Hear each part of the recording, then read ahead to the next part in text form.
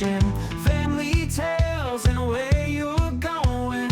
Truths you need without the sugar coating. On the mic, yeah, they won't falter. Advice they give like a sacred altar. Stories real, you can't ignore them. Light and dark, they always explore them. What is going on, everybody? Another day, another podcast, more stuff to talk about, more emails every day. Got some good ones today. I chose 3 today because there's some pretty detailed in these 3. But before we get there, let me tell you something. My wife is completely insane. No, in a good way. Okay. Should I tell this story? Okay, I'll tell this story, but I'll tell it. Okay, bear with me. Anyway, let me back up. So I have been deep dive in building code. So I can build my own house, right? I know how to do it. I'm not a licensed electrician, but I can do it. If you can do the work on your own house, you have to do it. It still just has to be inspected and has to be done up to code. When it has to be building all the stuff, everything is going to be done. There's certain things I will not do and I don't want to do. And I'm in brain overload when it comes to designing our new house, especially since it's going to be built out of containers. So I'm in like deep dive, insane. I'm going crazy, put it that way. There's so much to do, so much to figure out. I've had to go look at the International Building Code for a lot of things to figure out, make sure I do it the right way. But that all being said, it's going to be good. It's everything that's happening is happening. We're moving forward. We are out of Utah as of August 15th, and it is it's going by fast, but it's also going by very slow. So, but we're getting there. I'll actually post some pictures and ideas of what we're doing, what I'm drawing out, and what the house is kind of going to look like, so you have an idea about that. So there are some minor changes. I got some AI renderings that are good, decent, but we'll let you know. Anyway, let's jump into these things. Okay, let's start with. I'll split these up. Do I? No, I'll go ahead and read them. All right, here we go. Hey, Devin, I wanted to get your take on something that's been making headlines here in Utah. Okay, Utah people. As you probably know, Mayor Mendenhall has announced a new city flag design combining elements representing Juneteenth, LGBTQ plus rights, and trans rights all in one. On the surface, I get the intention to honor, include marginalized communities. I don't believe in that. Whatever. But the timing feels like a political workaround, especially since Utah recently, back in March actually, became the first state to ban flying any of these individual flags on public school campuses, universities, and government buildings. It's hard to see this as a intentional way to skirt the law rather than address the real discussions. I'm all in for inclusion and unity, but does merging these symbols into one flag really solve anything? Or is it just stirring up more division under the banner of unity? What is your take on this? Is it a bold leadership move or political theater? Thanks, Tyler from Provo. Tyler, here's the deal. We have a flag. We have a flag that represents the whole of all our country. We do. And Mayor Mendenhall is wrong on this. Simple. She shouldn't be doing this. This is a political move for her to help her continue to be reelected. Because the reality is the American flag is all inclusive. It's for everybody. If you come to this country illegally, you should be put away, sent out, and sent back home. If you come to this country legally, that flag represents you. If you are gay, that flag represents you. If you're trans, that flag represents you. If you're, black, white, Jew, whatever, and you want to be in this country and you are in this country, that flag represents you. The American flag is the all-inclusive flag.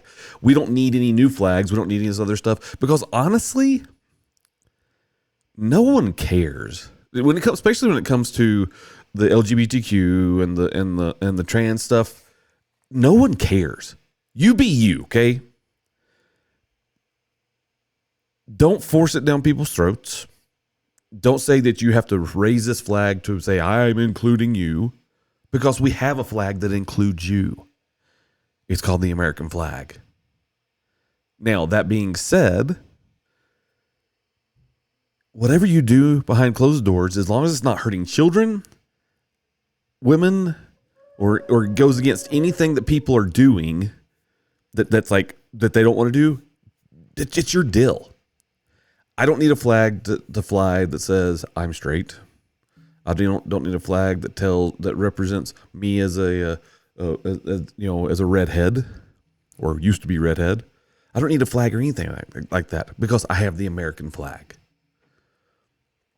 We don't need a flag to represent people who love, pickles or whatever else, although pickles are pretty fantastic. But it doesn't matter. The reality is this. Let's stop creating things that don't matter, and let's start doing things that do matter. Let's help people in the right way. Let's do the things that matter the most, but let's stop creating political, honestly, divisions. Because if you're a guy and you love a guy, no one cares. If you're a lesbian, no one cares. That's a personal preference for you, and it honestly should never even be celebrated.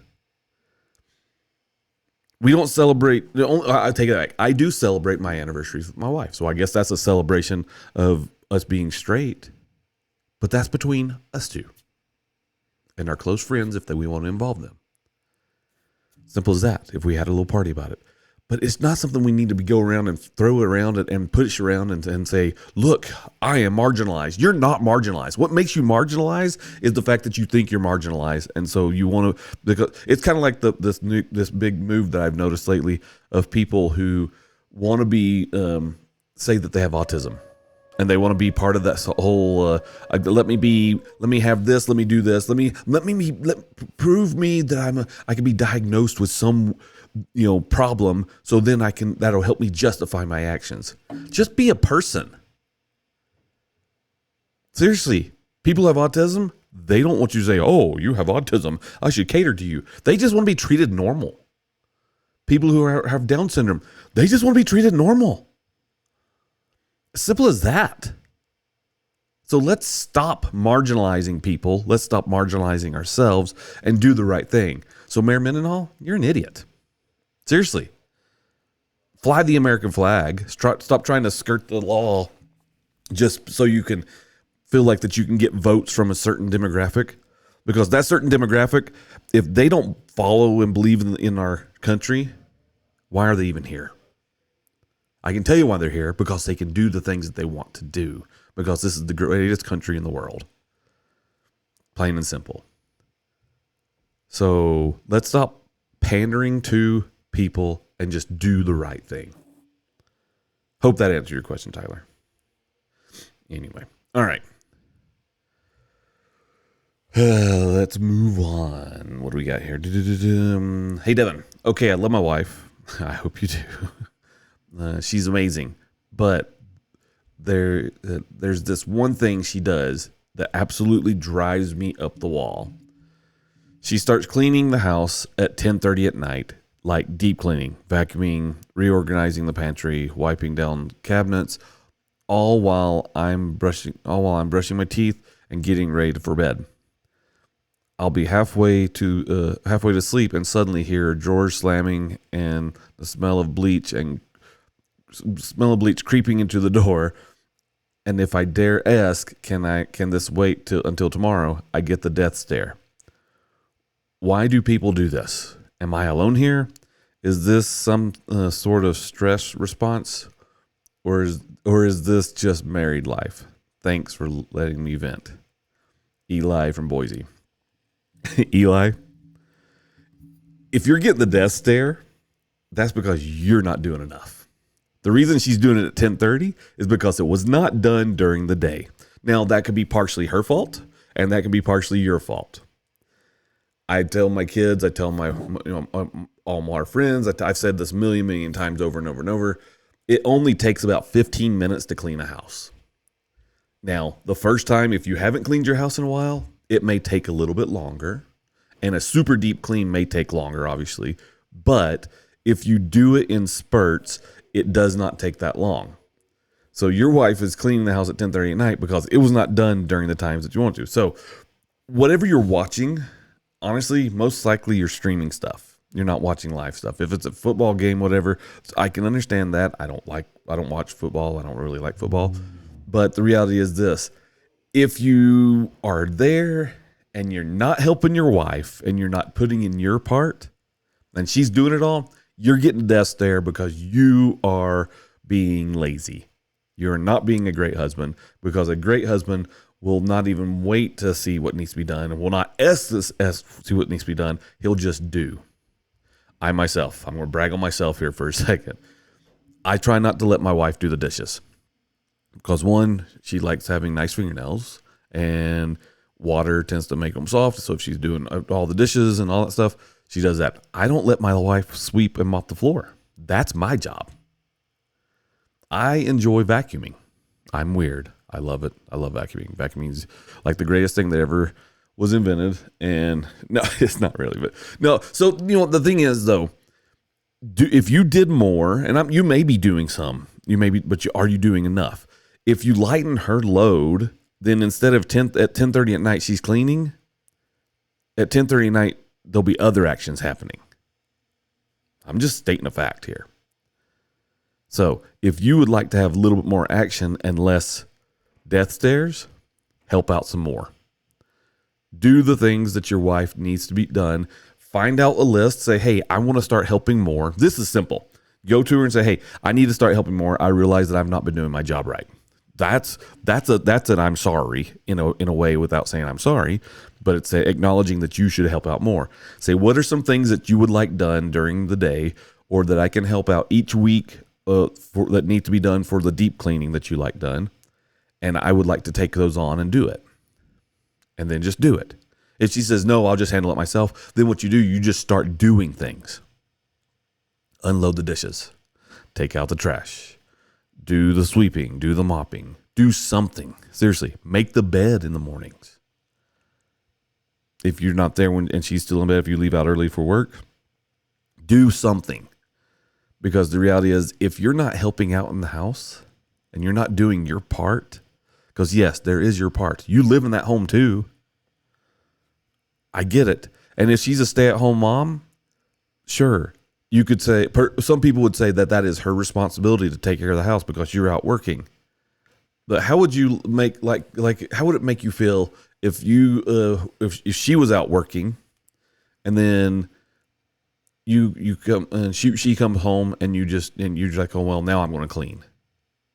Or if she was out working all day and then she comes home and it would probably make you feel a whole lot better if all of a sudden she comes home and you've been busy and you've been working on some things because you got kids and stuff, and she just helps out a little bit, just a little bit, plain and simple. And I know springtime's here, so that means we have yard work needs to be done. But I promise you, if you help her out just a little bit, you up your work a little bit in that house, your life is going to get better and you'll get way less death stares. I hate to say this is a you problem. It is a you problem. You should help out more. Even if you're helping out a ton, give it another 1% and it'll be recognized. And it probably won't happen at 10:30 at night. Because if she's banging cabinet doors, she's getting your attention. I'm just going to let you. I'm letting you know that is her way of getting your attention to know that it needs to be done. And yes, you may have to work the next day. So what that means is when you get home at 5:30, 6 o'clock or whatever, do something for 30, 40 minutes that helps out with the chores in the house, and your life will be better. Plain and simple. And then you won't have any more banging. So, all right, let's do another one. Hey, Devin, My partner and I sit down every month, make a budget. We plan out every expense, track what we spend, and try to be responsible as possible. But somehow, we're always in the red by the end of the month. We don't live lavish. We don't live lavishly. No expensive trips. No new cars. No wild Amazon shopping sprees. Just rent, gas, electricity, groceries, insurance, and a few things for the kids. It's like the basics are now unaffordable. I'm starting to feel like budgeting isn't the issue. It's that the system is broken. Do you think budgeting actually works anymore? Or are we all just trying to stretch the dollar that doesn't go as far as it used to? Frustrated and exhausted. Tina from Des Moines. Okay, Tina, here's the thing. The dollar doesn't stretch as far as it should anymore. Okay, that is a fact. Budgeting is real. Budgeting is something that everybody needs to do. Everybody should do. And then within that budget, they need to figure out the things that they can live without, right? Again, I'll be a proponent of Netflix, of not having Netflix every month. Plain and simple. You know, I'm not sure if you have cable, do the old thing of cable, or you stream. Most likely you're a streamer like everybody else. If you have Netflix, and I know you got kids, so you got to have some type of entertainment. You're probably paying, you got Amazon, so you have Amazon, you got Prime Video, which has got a lot of shows on it and a lot of stuff for kids, so that's that. There's Freevee out there, which is actually free, so that's good. Netflix, if you want to watch Netflix, do like we do. I will go buy one $50 Netflix card, and I'll buy that twice a year, and that is it. It only happens twice a year. So I take that card, I go buy a $50 gift card, I load it onto my account, I buy the cheapest one that has commercials. It is what it is. Can't change it, can't do it, deal with it. That's what it has to be done. Once that's all done there, then I turn around and we will watch Netflix till it expires. And then we wait till closer to Christmas time, and then I'll buy it again. I literally only buy it twice a year. It's fine. So I spend $100 in 1 year on Netflix, but I have budget for that. So you're what it seems like the issue is you guys are you're doing well on the budgeting side. You say you do. You're not living lavishly. You're literally just working, paying bills, and getting a few things for the kids. But life's just unaffordable. Sad to say, everybody's got to have two jobs and a side hustle, especially if you live in an expensive place like we do. You got to do that. We have two jobs. Actually, three jobs, technically. 3 jobs and a side hustle. Like I was saying before, my wife is insane. My wife is crazy. So we were going over funding. We got a big move coming. We're gonna have to. We're gonna buy the property, build the house, move from Utah. Not necessarily in that order. And all that's going to be starting and being done, plus our normal monthly bills that have to be paid every month. All that's going to be done between now and August 15th is when we're out of Utah. Then we got to find a place to live, temporary place, or while we're building, or if I can get back south to get when we purchase the land to get everything done, then that'll be that, right? So that's the hard part. Now, the crazy part that my wife is, like completely insane, and she's upstairs working right now, and she was doing this yesterday and the day before. My wife made a post on Facebook, and she says, I'm making chocolate chunk cookies. They are X amount for a dozen. Who wants them? Then all of a sudden I noticed Venmo, bloop, bloop. The Venmo noise, whatever it is, kept going off. Boom, boom, boom, boom. She currently is sitting at we did deliver 17 dozen yesterday. Okay. She dropped off some the day before. But total orders as of right now, which I saw some come to this before, I did not including these. I saw 3 dozen orders for 3 dozen, just like an hour or two ago. And but I saw that total is 90 dozen cookies. That's the side hustle. Because we sat down and we said, hey, with all the stuff that's going on, we can't afford to do this and we can't afford to do that. And the only way we can do it is if we bring in a little extra money. So my wife said, done. I can do this. This is something I can do. Now, it's not something that she's doing by herself. I help her out. I don't do everything. I do, she likes to make the cookies. I help her do some of the baking, but it's all worked out. Now, to throw a wrench in all that, yesterday, which is crazy again, our oven, it died. The bottom element is just toast. It is gone. It's not going to work. And so now she's like, what do I do? So she's like, okay, I'm going to go to our daughter's house. So she'll drive, but she was going to drive an hour away to go to our daughter's house. But then there's a friend of ours who also ordered cookies. They've got 2 double ovens. So 2 sets. So 4 ovens. Asked Shannon to come over there to do it over there. So Shannon's going to go over there and bake she's getting all the dough ready, get all the cookies in the proper size ball, get all that prepped and ready, and she's going to head over there and do all the baking over there.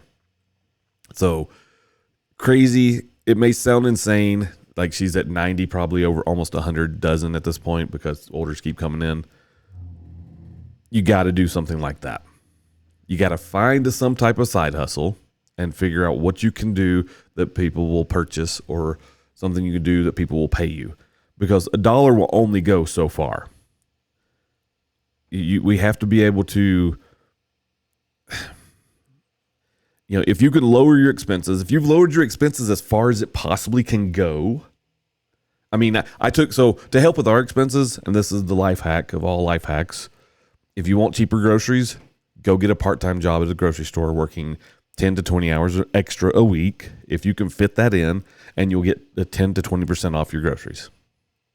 That's what I did, because I wanted to help bring in a little extra cash, and I wanted to reduce because we have to buy groceries anyway. We have to eat food.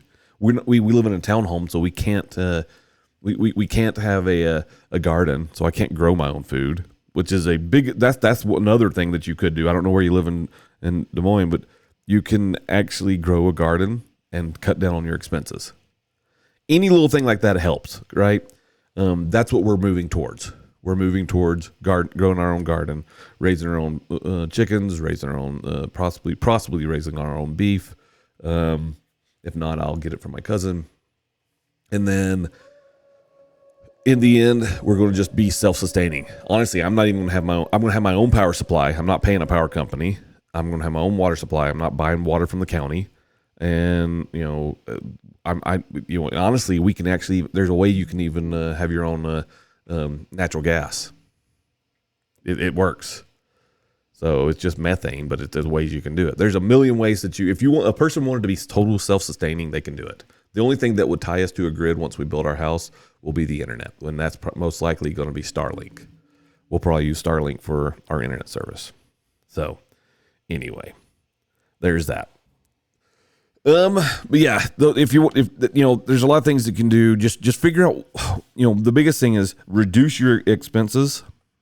That's the biggest key. And then find something that you can do on the side that brings in extra cash. So anyway, thank you guys for the emails. I appreciate it. Got some good things happening. I will share the house plans online. I'll get that going so you guys can see what I'm doing. I'll get the pictures of that. I'll get you the idea of what we're doing, and we're going to go from there. Yes, we are building a container home, and we hope you guys will watch the Young Bloods Anchored In on YouTube. Check that out. See what we're doing. See how we're building up to do what we're doing. See what we're building out. It's going to be awesome. So anyway, thank you guys for the emails. I appreciate it, and I will talk to you guys later.